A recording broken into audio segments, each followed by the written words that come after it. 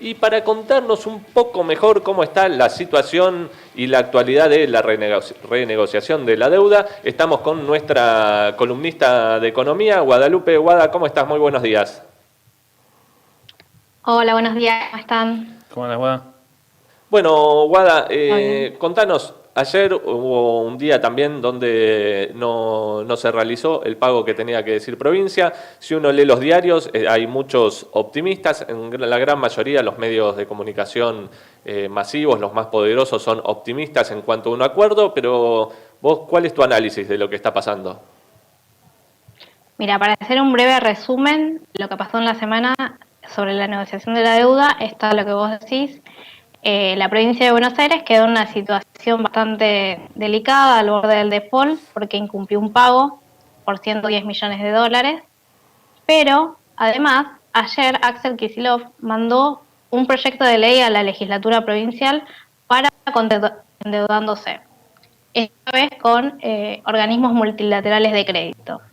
Respecto a la negociación nacional, bueno, digamos que Alberto continúa en este de Wall Street, que en estos días estarían intentando acercar alguna propuesta para alcanzar algún tipo de acuerdo.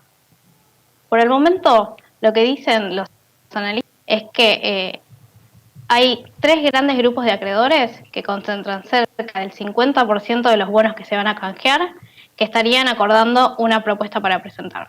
Ellos son los que armamos una plaquita, no sé si la podemos ver, que contiene quiénes son los... Sí, lo estamos Bueno, viendo. esto es el canje que no sucedió.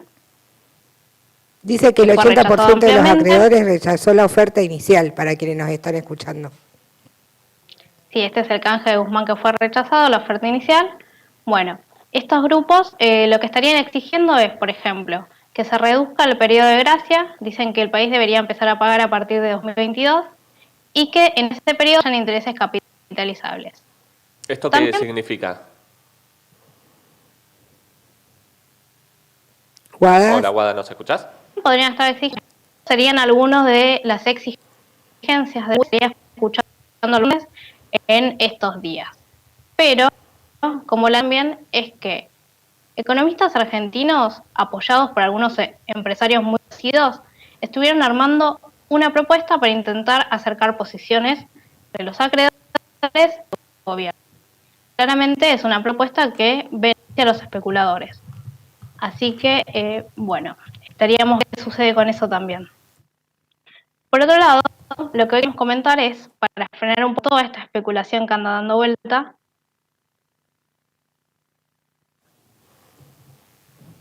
Estamos ahí, bueno, con algunos problemitas de comunicación hoy. Pasa en todos lados, Pato, no te preocupes. Pasa en todos lados, es mejor. Bueno, uno no sabe, ¿no? Como las empresas de celular, uno dice, yo estoy mal con esta. Sí, me paso a esta o no. Me paso de la... Ahí está, Hola, ahí está. Guada, perdón, te ¿me perdimos. escuchás? Guada, ¿nos escuchás? Me perdieron un cachito. No, sí, si Sí, nos ahora podés sí los escuchar bien. escucho. A ver, nos estabas contando sobre los tres Bueno, grupos acreedores que representan al 50% de los que tienen los bonos de los canjes, que estaban pidiendo que se empiece a pagar en el 2022 y que se capitalicen los intereses. Te preguntaba, ¿qué significa que se capitalicen los intereses? y quiere decir que en estos años de periodo de gracia algo se pague. O sea, que no quieren que sean 3 años sin ningún tipo de pago, sino que hayan simbólicos, hayan después compensaciones, pero quiere decir esto, que algo simbólicamente se empiece a pagar. O sea, no serían entonces 3 años de gracia sin ningún tipo de pago, sino que quieren ver algún dólar. Es decir, en el medio de la pandemia, Claro. igualmente ellos no quieren dejar de perder y quieren seguir recibiendo las ganancias. Después lo que comentaba, también hubo una propuesta que armaron economistas argentinos apoyados por empresarios muy conocidos que intentarían acercar una posición para mediar entre el gobierno y los acreedores, que también es una propuesta que beneficia a estos especuladores, ¿no? Pero bueno, para avanzar un poco en el tema de la columna de hoy, que también es interesante para mirar, es frenar un poco con toda esta especulación. Pensemos cuál es la postura de de los países endeudados en el medio de esta pandemia, que claramente empeora, porque los recursos que tienen, o los escasos recursos que tienen que destinarlos a la crisis sanitaria, social, como todo el resto del mundo, ¿no? Así que lo que queríamos, o lo que les proponía, es una pregunta para pensar e intentar responder hacia el final, que es, ¿hay que pagar la deuda en pandemia? ¿No? Que es algo que no se pregunta a nadie, además. Bueno, primero, para dar una magnitud, la economía global está atravesando una crisis sin precedentes, ya comparable a la de 1929. Es decir, y todavía no se sabe el impacto final que va a tener esto, pero incluso la puede llegar a superar en términos de catástrofe social y económica. Ayer, Kristalina Georgieva, que es la que conocemos, la directora del FMI, le decía al diario Financial Times que el fondo ya prevé una caída de la economía este año mayor a la que habían estimado semanas atrás, que era de alrededor del 3%.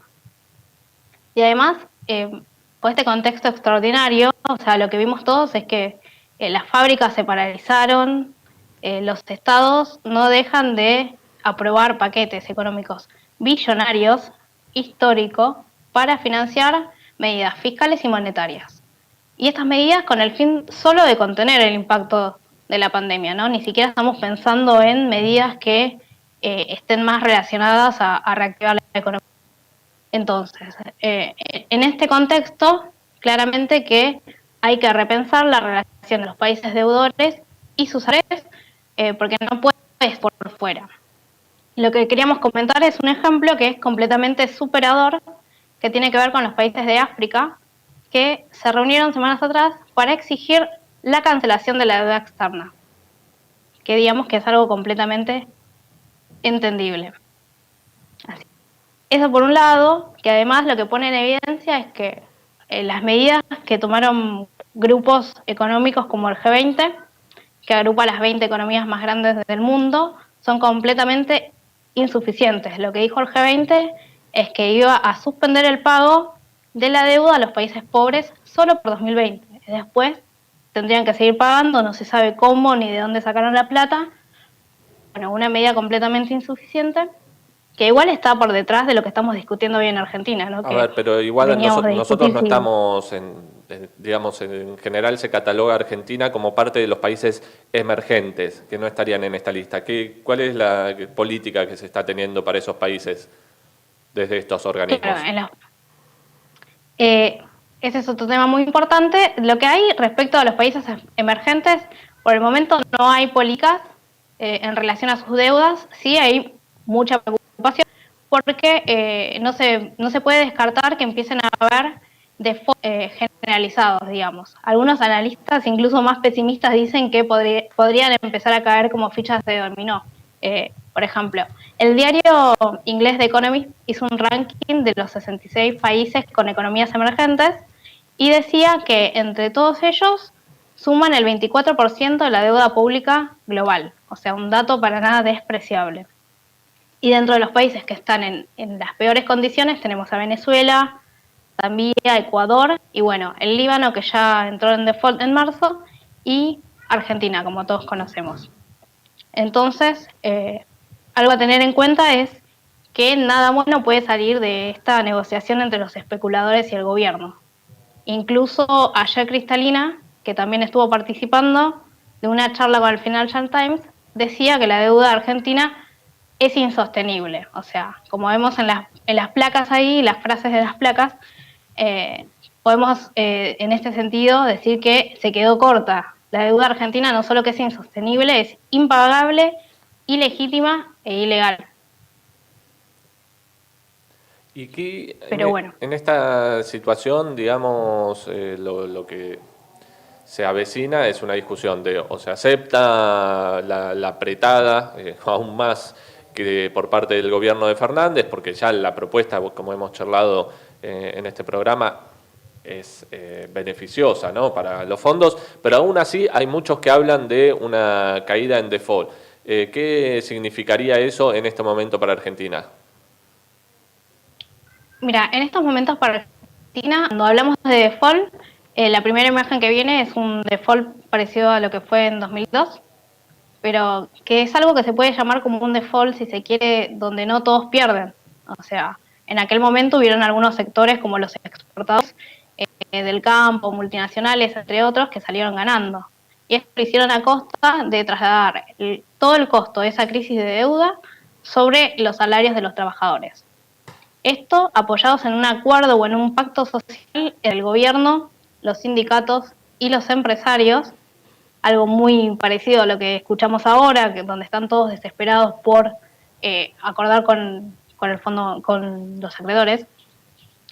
Y lo que hubo fue una caída del 30% del salario real, una devaluación del 300%, y los indicadores que aumentaban, como la pobreza, el desempleo, la inflación, que lo que confirmaban era la penuria del pueblo trabajador.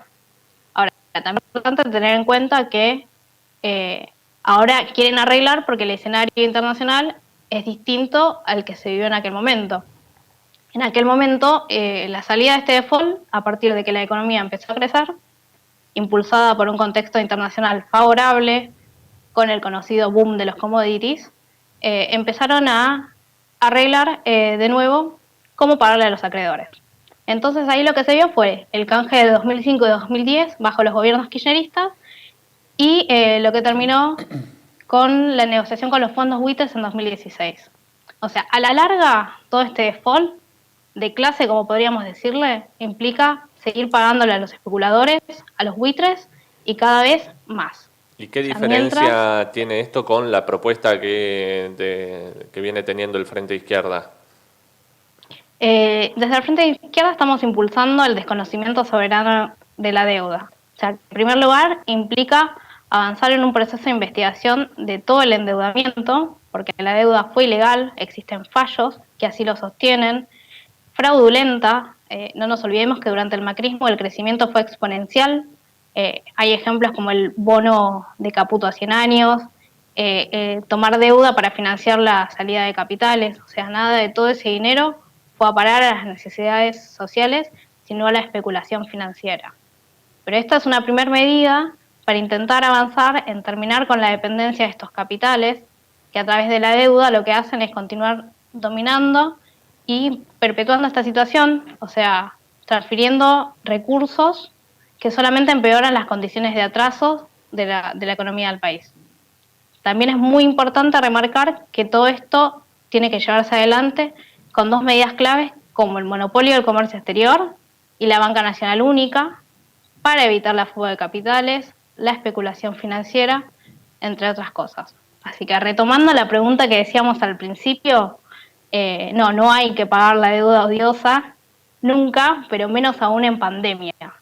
Solo agregar un dato más, o sea, hay una economista que es Victoria Yarrizo que dice que la recesión que vamos a vivir a partir de en 2020 va a ser mayor que la que vimos en 2002. Entonces, ahora más que nunca, todos los recursos del país tienen que estar puestos en las necesidades para combatir la pandemia, la crisis social y económica.